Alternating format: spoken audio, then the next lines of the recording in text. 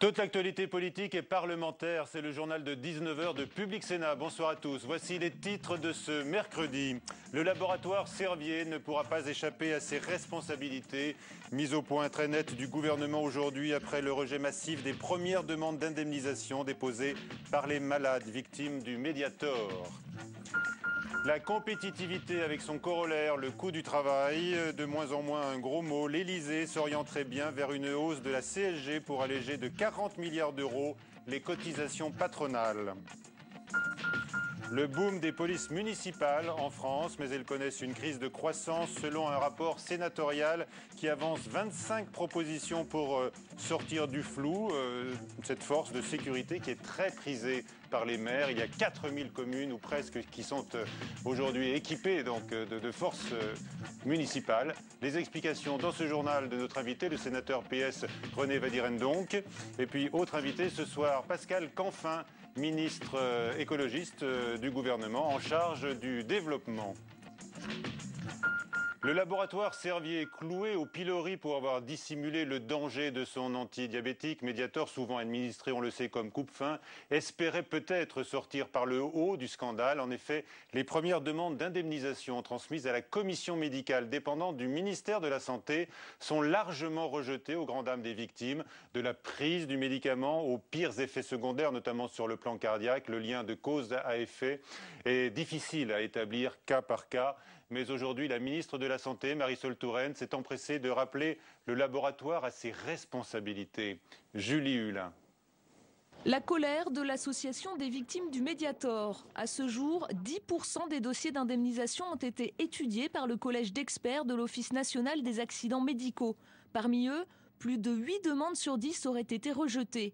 Les experts contestent le lien de causalité certain entre la prise de médicaments et la pathologie développée. Si le nombre de cas évoqués semble aujourd'hui peu significatif, les victimes s'inquiètent qu'à l'avenir le refus puisse toucher des milliers de dossiers.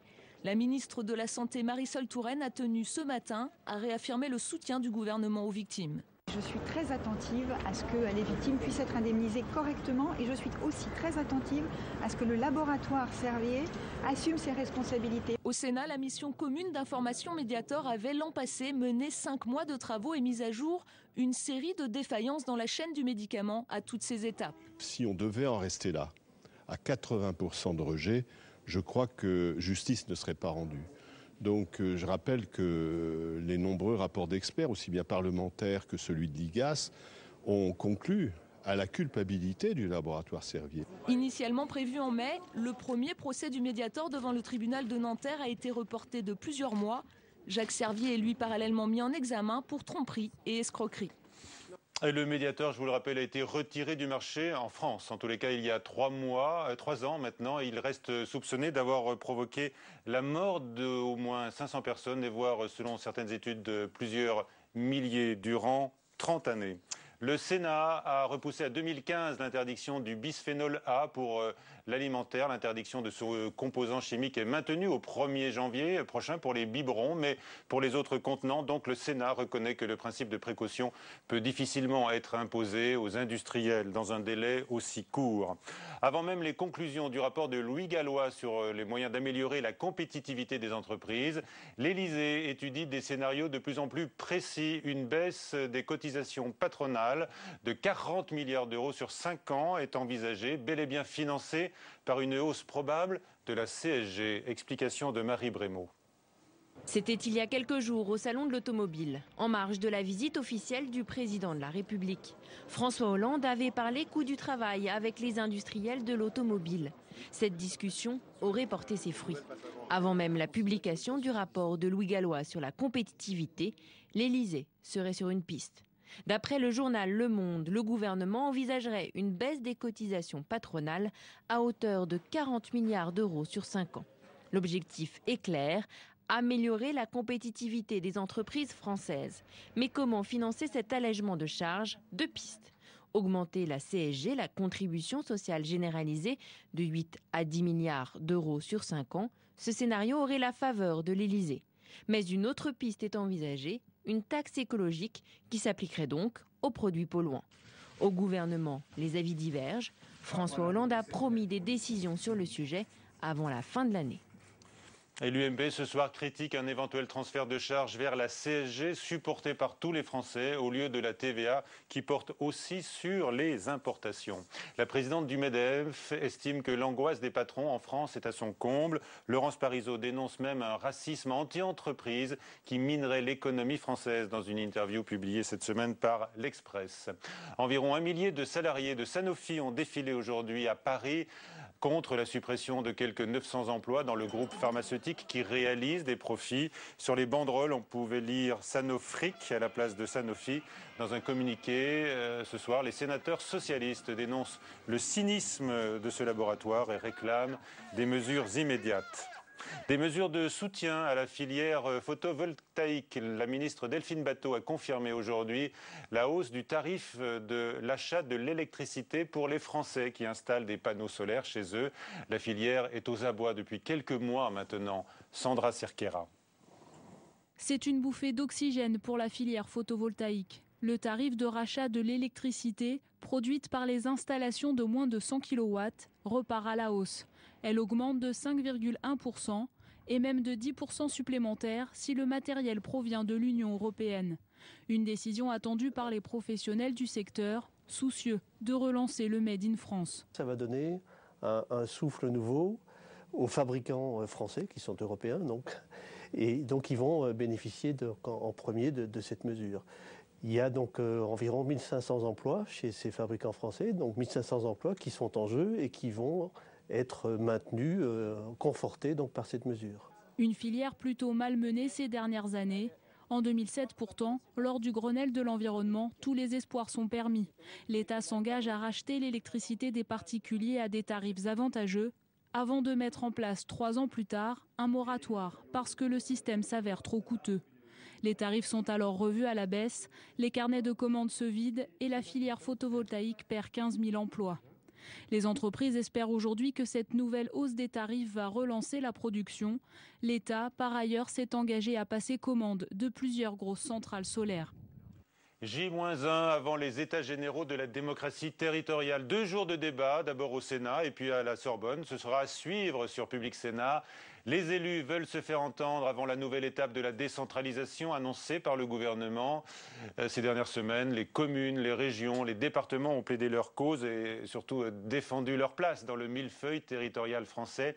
Eh bien, c'était le tour aujourd'hui des intercommunalités dont les contours et les compétences suscitent toujours énormément de débats à chaque fois localement. Elles tiennent donc leur convention nationale à Biarritz. Reportage de Mounir Soussi et Camilla Campusano. Un congrès à guichet fermé, pas assez de place pour les représentants des plus de 2500 communautés de communes, alors qu'une nouvelle étape de la décentralisation est sur les rails. Face aux départements et aux régions, ces élus n'ont pas l'intention de rester sur le quai. Un nouvel acte de décentralisation, c'est plus de pouvoir pour les intercommunalités, c'est plus de pouvoir pour les acteurs territoriaux, pour les régions, parce que c'est comme cela, c'est de nos territoires que pourra aussi repartir la croissance. Pointé du doigt dans l'explosion des dépenses des collectivités locales, les communautés de communes acceptent la critique, mais refusent d'assumer seules cette responsabilité. Lorsque l'on prend les chiffres aujourd'hui, ceux de l'intercommunalité ont grandi, mais également ceux des communes. C'est là peut-être qu'il faut s'interroger, c'est que les communes continuent à augmenter et à embaucher du personnel alors qu'elles transfèrent des compétences à l'intercommunalité. L'intercommunalité est un niveau supplémentaire du millefeuille administratif pour ses détracteurs, mais elle sait mettre son principal atout en avant, la proximité. Quand on veut qualifier le développement, on pense à quoi? On pense à l'emploi, aux services, à la population, au cadre de vie, au logement. Et qui mieux que ces structures comme les comités de communes et les ALO qui portent le développement, c'est bien leur spécificité. Désormais, les représentants seront élus directement par la population. Le premier rendez-vous dans les urnes est prévu pour 2014.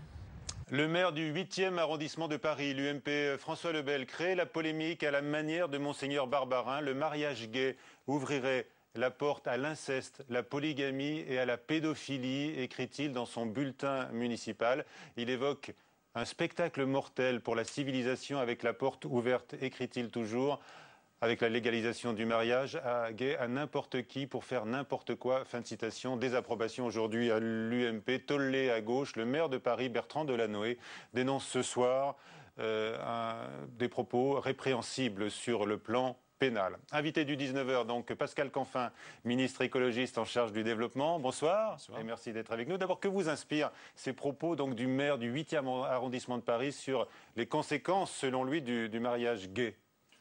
Écoutez, ils sont tellement outranciers, ces propos, qu'ils ne m'inspirent qu'un certain dégoût et une certaine indifférence, parce que je pense que ce point de vue est extrêmement marginal aujourd'hui dans la société française et que le mariage pour tous sera un des acquis, lorsqu'on fera le bilan quinquennat de ce gouvernement, un des acquis du gouvernement Ayrault et de la présidence Hollande. Alors vous êtes l'autre ministre écolo du gouvernement avec Cécile Duflot. Vous voulez faire rimer coopération rebaptisée développement, hein, j'ai bien dit dans votre titre de ministre, avec écologie. Est-ce que c'est vraiment la priorité des pays les plus pauvres, hein? Elle semble d'ailleurs l'être de moins en moins des pays les plus riches aujourd'hui, vu la crise. Quand on regarde quels sont les pays les plus vulnérables au changement climatique, par exemple, ce sont justement les pays les plus pauvres. Ce sont ceux qui ont la moindre capacité de s'adapter.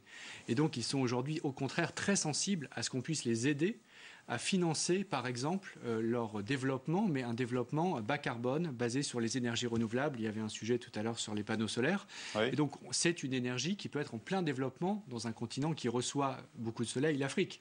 C'était quand même un non-sens aujourd'hui de financer l'électricité en Afrique avec du charbon chinois qui traverse la planète, qui est brûlé ensuite dans les grandes capitales africaines, avec toutes les conséquences que l'on sait pour la santé et pour le changement climatique.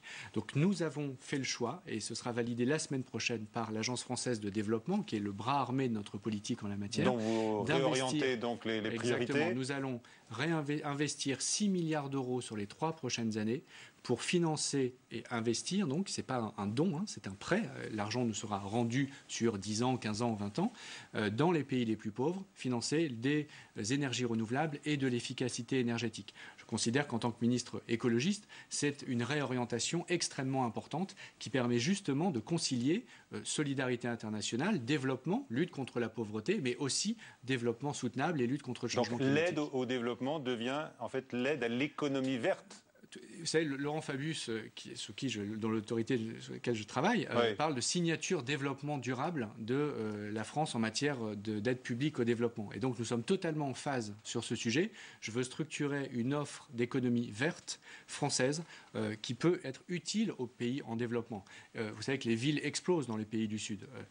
Quid des services urbains? Quid de la gestion des déchets? Quid de la gestion de l'eau? Quid des transports en commun?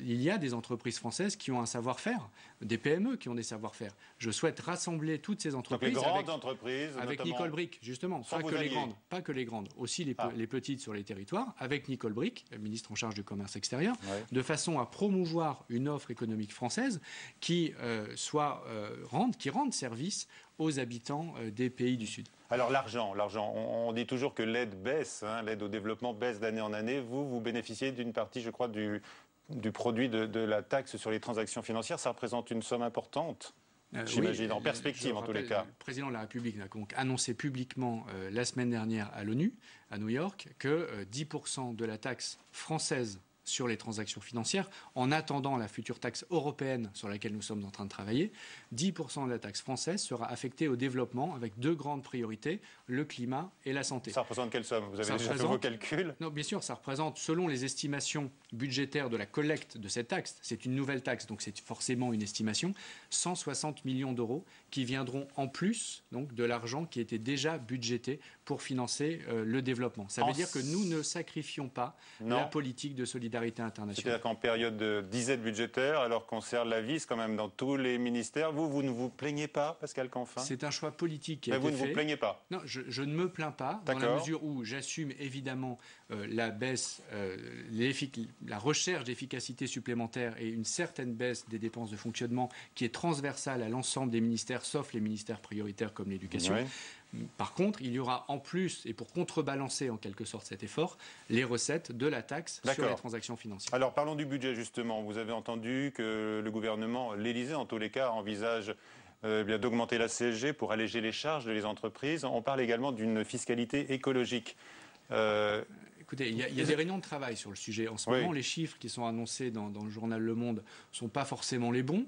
D'après mes informations. Corrigez-les. Je ne vais pas les corriger. D'abord, d'une part, ce n'est pas à moi de faire l'annonce, et d'autre part, je pense qu'ils ne sont pas encore arrêtés, puisque justement, il y a des réunions de travail sur le sujet. Donc, mais on s'oriente vers une hausse, effectivement, de la CSG. En revanche, la question qui est posée, et c'était aussi posé au gouvernement précédent, je pense qu'il ne faut pas faire de polémique sur ce sujet-là, c'est comment on élargit le financement de la protection sociale pour éviter de faire en sorte que ça pèse uniquement sur les cotisations et donc sur le travail.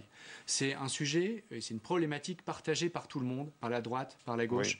Donc je pense que si on pouvait éviter... Ce qui n'était pas très présente dans la campagne électorale de François Hollande quand même. Si, la grande réforme fiscale... Sur le coût du travail. Non, mais la grande réforme fiscale et la nécessité d'élargir le financement de la protection sociale, qui est exactement ce dont on parle là, c'était déjà présent et c'est une chose que l'on porte également. Et la fiscalité écologique pourrait être un des leviers qui permettrait de faire ce basculement et donc de financer une petite partie, bien évidemment, de la protection sociale avec de la fiscalité écologique. C'est une réflexion qui est en cours. Nous en avons également parlé dans le cadre de la conférence environnementale qui a eu lieu il y a 15 jours. Et donc, nous avançons en parallèle sur ces chantiers. Alors, autre sujet, bien sûr, le traité budgétaire européen. Une majorité de sénateurs écologistes va s'opposer ou va s'abstenir. Ils ne seront que 2 sur 12 à voter oui. Dites-moi, vous êtes membre du gouvernement et le Premier ministre n'a pas réussi son effort de persuasion, donc, y compris sur vous peut-être d'ailleurs. On peut inverser les chiffres que vous avez donnés, puisqu'ils ne seront que 3 sur 12 à voter contre. Ça veut dire que l'essentiel des sénateurs écologistes vont s'abstenir. Une petite minorité va voter contre, une petite minorité va voter pour. Le Premier ministre, vous êtes sous l'autorité de Jean-Marc Ayrault, a dit qu'aucune voix ne devait manquer, aucune voix de la majorité. Non, les choses sont extrêmement claires et nous avons eu l'occasion d'en débattre assez souvent, vous pouvez l'imaginer, avec Bernard Cazeneuve qui est en charge des affaires européennes ou avec Jean-Marc Ayrault directement. On ne peut pas faire du TSCG, qui est un héritage du passé. Le traité budgétaire, Le traité budgétaire, un héritage qui est un héritage objectif du passé. Il a été négocié avant que nous prenions les responsabilités. Il est pris en compte par le président. Et on ne peut pas faire de ce traité l'alpha et l'oméga de la politique européenne. Et donc, il y a un certain nombre de désaccords, y compris au sein du Parti socialiste, sur ce traité. Parce que la déclaration de Jean-Marc Ayrault hier a bien montré d'ailleurs qu'il y avait des discussions et qu'il avait entendu les questionnements des uns et des autres. Mais ce que je dis, moi, à titre personnel et en tant que ministre, c'est qu'il serait souhaitable que les parlementaires écologistes ne votent pas contre. Donc une politique soit de vote pour, soit d'abstention, tout simplement pas pour des raisons de solidarité gouvernementale. Je vais vous dire pourquoi. Parce qu'en fait, ce traité, c'est un compromis dans le cadre d'une négociation plus générale. Il y a la banque, c'est un triangle. La Banque centrale européenne, la solidarité avec le mécanisme européen de stabilité et le traité. Donc quand on regarde le traité, il faut avoir l'ensemble de cette négociation en tête pour pouvoir définir son vote. Allez, toute dernière question. Vous avez accompagné François Hollande à l'Assemblée générale des Nations Unies, à New York. On dit qu'il vise 2015 pour que se tienne en France la prochaine conférence de l'ONU sur le climat. Vous confirmez? Il l'a annoncé lors de la conférence environnementale. Il l'a redit à plusieurs reprises à l'ONU. La France est disponible pour accueillir la grande conférence sur le climat de 2015 qui devrait accoucher du futur régime climatique, c'est-à-dire des règles internationales pour lutter efficacement contre le changement climatique. Merci Pascal Canfin de nous avoir rendu visite aujourd'hui, alors que vous avez participé il y a quelques instants à un colloque justement sur l'aide publique au développement au Sénat. Sur la politique de développement qu'on a évoquée. Merci à vous. Près de 4000 communes disposent d'une police municipale dans notre pays. Eh bien, ces polices municipales connaissent une crise de croissance selon un rapport sénatorial qui avance donc aujourd'hui 25 propositions pour sortir du flou de cette force de sécurité qui est donc très prisée par les maires. On en parle avec nos invités dans un instant. Mais d'abord, Jérôme Rabier. Rassembler dans une seule et unique police territoriale tous les effectifs de sécurité qui dépendent du maire, c'est la proposition phare du rapport d'information sur la police municipale. Les 18 000 policiers municipaux, les presque 2 000 gardes champêtres et les 5 000 agents de surveillance de la voie publique seraient ainsi réunis sous un seul et même statut. Pas de bouleversement en revanche sur la question sensible de l'armement des effectifs. Les rapporteurs souhaitent laisser ce choix au maire, comme c'est le cas aujourd'hui, en fonction des missions effectuées. Seule préconisation, renforcer la formation des effectifs quand ils sont armés. Les sénateurs rappellent aussi que la police municipale ne doit pas se substituer ni être le supplétif de la police nationale. Malgré des effectifs qui ont été multipliés par 4 ces 20 dernières années, aucune extension de pouvoir n'est envisagée pour les policiers municipaux. Il faudra donc assurer les mêmes missions mais de façon optimisée, par exemple en mutualisant les équipes dans les communautés de communes. Et avec nous donc René Wadirendonck, bonsoir. Vous êtes sénateur PS du Nord et vous êtes l'un des deux auteurs de ce rapport important qui intéresse bien tous les administrés dans toutes les villes où il va y avoir cette police municipale qui sont en grand développement. Avec nous également Philippe Stins, bonsoir. Vous êtes le secrétaire général du syndicat indépendant de la police municipale. Alors le flou donc qui entoure ces polices municipales, dites-vous, vous estimez d'abord quoi? Que leur rôle n'est pas toujours bien défini? D'abord, avec François Pillet, sénateur rattaché au groupe UMP, on est arrivé à une méthode et à des conclusions totalement partagées. Et pour ça, on est allé à la rencontre des 3950 polices municipales qui sont sur le territoire, sur la base d'un questionnaire qui a été fortement prisé par les maires, puisqu'on a reçu près de 50% de réponses. On a vu l'extrême diversité des situations. Pourquoi ? Quelle est la diversité des situations? Si vous voulez, ça part d'un constat. C'est un désengagement aujourd'hui des effectifs gendarmerie ou police nationale.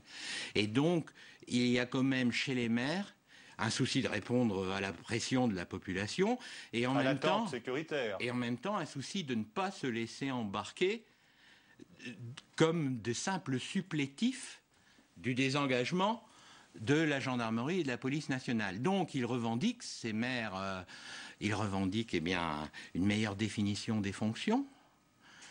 Ils disent, mais alors très majoritairement, attention, on nous a donné des prérogatives judiciaires, et notamment sur le stationnement et la police routière. D'abord quand nous les encadre mieux et qu'on nous permet de les faire correctement avec des mesures de simplification que l'on retient.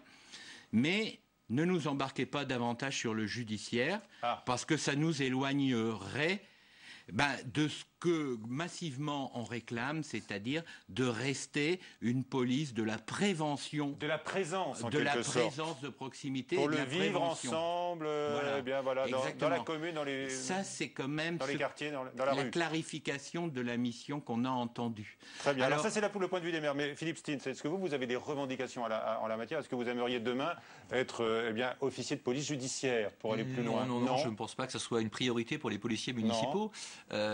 La police nationale a des missions. Il ne s'agit pas de se substituer à la police nationale. De fait, on ne peut pas le faire. La police nationale a pour mission première la défense des institutions de la République, ce qui n'est pas le cas de la police municipale. Quant à la police judiciaire, au sens large du terme, c'est-à-dire les enquêtes, il faut une police centralisée pour les effectuer. En revanche, pour la police de terrain, une police décentralisée est parfaitement adéquate, à condition que les élus locaux connaissent leurs fonctions qu'ils ne connaissent souvent pas eux-mêmes, et qui laisse travailler les professionnels. C'est-à-dire que le maire est un représentant de l'État sur la commune, ce qu'ils oublient. On dit l'État se désengage, le maire représente l'État.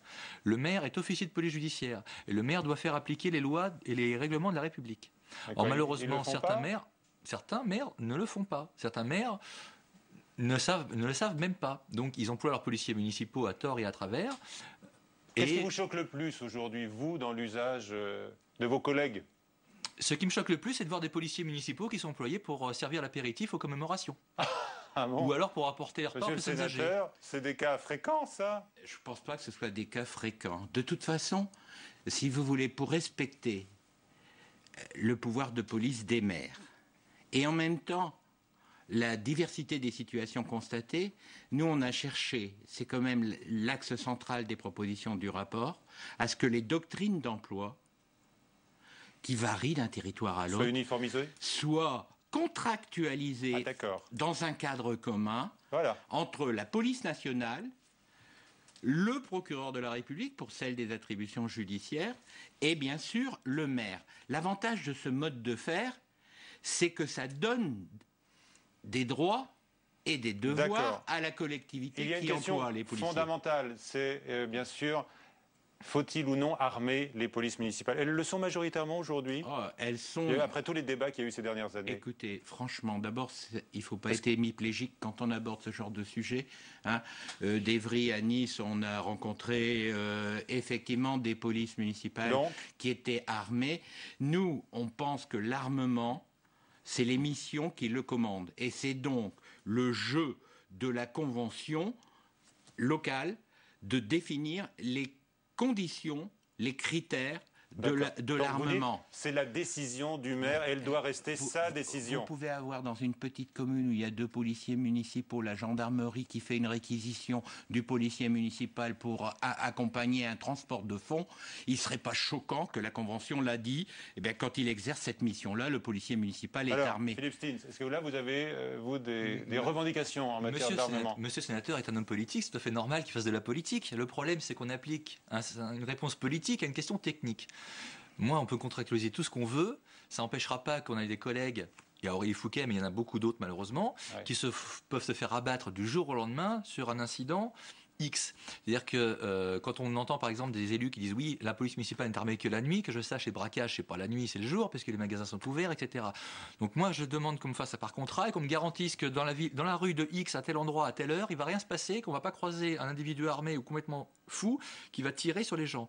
Et je pose la question, monsieur le sénateur, devant une école, quand un Mohamed Merah, s'il y a un policier municipal qui est devant l'école, qu'un Mohamed Merah commence à tuer des enfants, qu'est-ce qui va se passer? Le policier municipal qui n'est pas armé va appeler la police nationale. Le temps que la police nationale arrive, machin, il y aura 10 enfants de mort. Qui est responsable? Qui est responsable à ce moment-là? Et je vais vous dire une autre chose. Allez, répondez sur ce point. Non, j'ai simplement une chose. Simplement une chose. Quand j'avais 18 ans, j'ai fait mon service national dans la police nationale. 18 ans, j'étais armé sur la voie publique, ça ne posait de problème à personne. Les cadets de la République sont armés. Les agents de sécurité des agents de sécurité qui sont des contractuels sont armés. Les agents de la SUGE, de la SNCF sont armés. Il n'y a que sur les policiers municipaux que ça pose un problème. Je voudrais savoir pourquoi les policiers municipaux seraient plus mauvais que les autres forces de l'ordre. Pourquoi les policiers municipaux, à chaque fois, ça pose Le sénateur Van Dieren, donc vous répond. Alors, je réponds que sur la base de ces propositions, l'armement n'est plus un sujet tabou. Il devient une possibilité d'équipement des policiers municipaux sur la base d'une convention où tout le monde est devant ses responsabilités. Le maire, le procureur, qui donne l'agrément, je vous rappelle, et bien sûr, le représentant pas de règle du préfet. nationale, encore une fois. La doctrine d'emploi, c'est la mission qui commande l'utilisation. Donc c'est l'autorité du maire en la matière qui compte. Absolument. D'accord. Donc il faudra faire avec les maires qui ne veulent pas vous armer. Vous seriez parfaitement d'accord, donc, monsieur le sénateur, qu'un employeur qui est le maire, qui est l'autorité territoriale, se poursuive en justice parce qu'il n'a pas armé un policier municipal qui se fait abattre. Là où il pourrait y avoir une responsabilité de sa part, c'est que s'il n'avait pas pris une convention qui définissent avec précision quelles sont les attributions de sa police municipale, et cela en accord avec les autres partis. Parce qu'effectivement, un policier non armé, moi à Roubaix quand j'étais maire, j'avais pas armé les policiers, mais j'avais signé une convention. Il était clair que j'avais pas des horaires de nuit. Il était clair que quand il y avait du maintien de l'ordre, c'était la police qui s'y collait et pas la police municipale. On va pas vous réconcilier. Le maintien de l'ordre n'est pas du ressort de la police municipale. Une question taboue à la fin peut-être pour vous.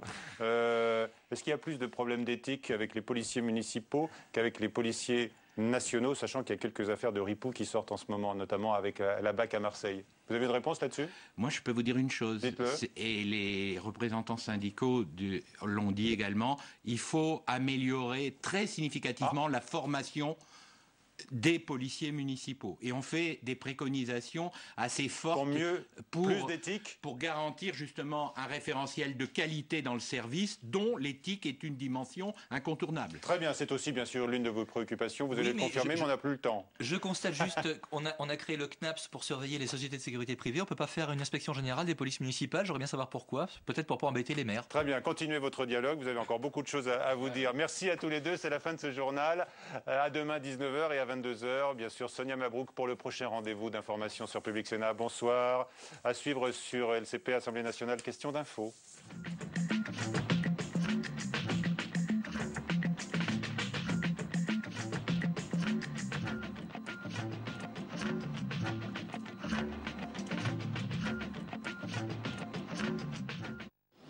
Je ne veux pas devenir un homme manqué dans la politique, c'est ça que je veux apporter au monde politique.